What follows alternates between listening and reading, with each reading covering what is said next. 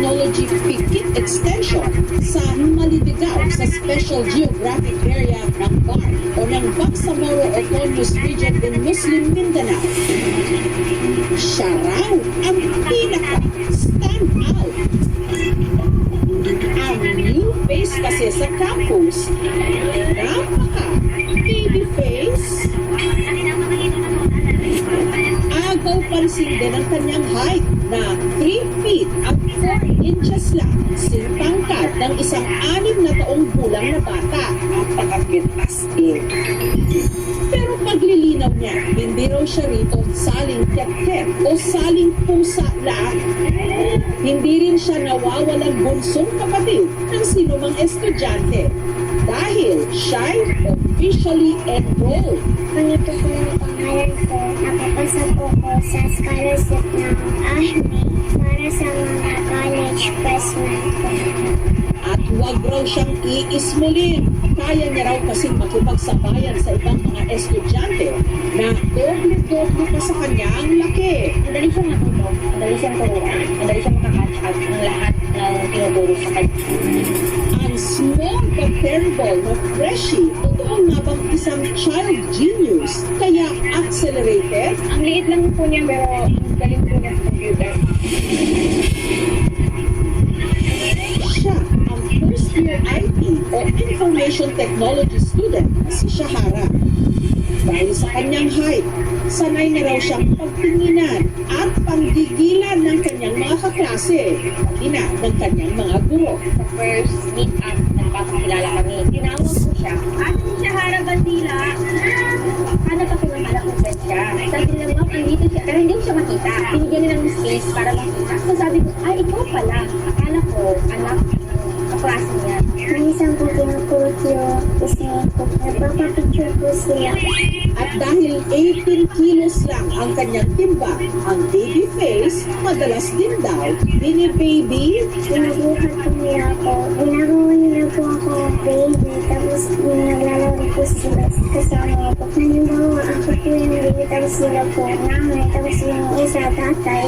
Ginagawa rin daw siyang manika ng kanyang mga kaklase. Naayos na lang yung show. Minsan sila po yung ginagawa nag-job ko. Kapag umpakit sa stairs, yun nahihirapan po siya dahil sa heights na yun, pati natulungan po namin. Hindi po nakakasabay pag naglalakad po siya kasi ang bilis niya. Tapos ako, ang bagal ko po. Hinahawakan lang po nila yung kaway ko para makapasabay po kami. Since grade 10 po kami, ay ako po yung nagdadala ng mga gamit niya. Hindi po siya pwedeng masyadong magdala ng mabibigat. Para naman makaupo, kinakailangan daw munang babaan ang swivel chair ni Shahara. Pero kinapos man sa height, bumabawi naman siya sa utak. Since inaniba rin pa lang po, madali na po.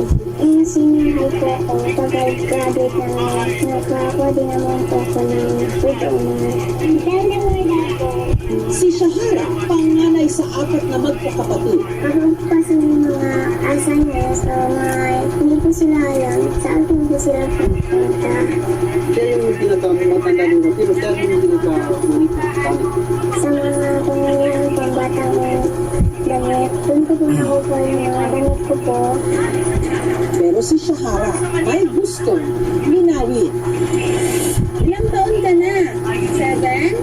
8? 9? Hindi po ate. Ang kanyang pamilya may tinala. Yung ang dahilan na gagaling siya, tayo sa papanganak sa kanya. Ano ang totoong kondisyon ni Shahara? Susukatin natin yan sa aming pagbabalik. Sana po magamot po ako. Sa Malidigao, sa SGA Bar sa Mindanao, namumupugtangi si Shahara. Kanya kasing height, 3 feet at 4 inches lang. Sintangkad ng isang 6 na taong gulang na bata.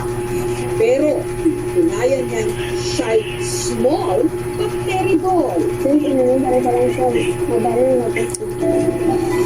Pero hindi raw siya accelerated dahil nasa hustong gulang na siya. Si Shahara kasi, 18 anyos na pala. Ito po yung birth certificate ko. Pinapakita po dito na may 2007 po ako pinanganak. Natutulala po sila. Kapag nalalaman nila na hindi ako 5 years old, na 18 na po ako. Kung dalaga na pala si Shahara, bakit mukha pa rin siyang bata? Ang hinala ni Sora Batrama, ang kondisyon ni Shahara ay kinalaman daw sa nangyari nung siya'y ipinanganak. Unang lumabas yung kanilang paan. Hindi na kaya ng pilot na palabas yung bata. Pagpasok namin yung sa hospital, nakita ko na yung paan mo. Parang gano'n na sa isip. Pagdating ko, nakalabas na siya. Nangitim na siya, ginabumbahan.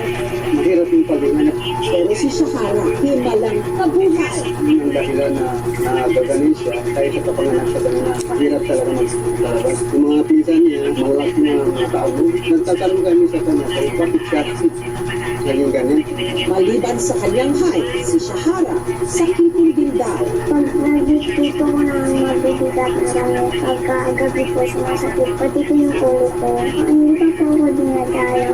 Pero dahil kapos, hindi pa raw nila makumpirma ang totoong kondisyon niya. Yung sakit din, pero wala tayong magawa.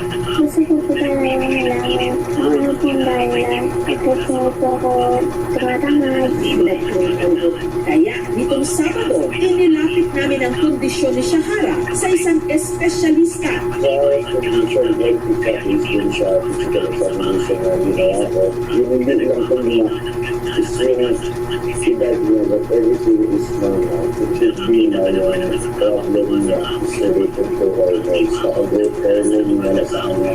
Parang pinag-usap po natin na nagbibigay ng hormone. Pagkabit mo na yung parang pinag-usap natin na nagbibigay ng sex hormones natin, yung heterosexual, na nag-iwito sa itak siya doon sa kaya natin na pagkalaga. So kung kulang yun, hindi ito talaga sa pagkalaga.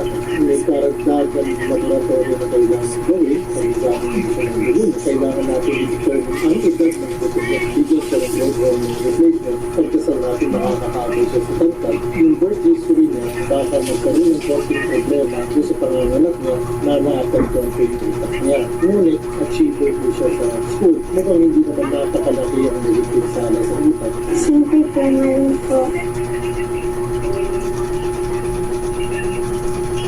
Hindi naman po nawawalan ng pag-asa. Sana po magamit po ako. Maliit man sa paningin ng iba, dahil gante ang tapang at pangarap ni Shahara, patunay na walang maliit na pangarap, basta't malaki at matibay ang loob.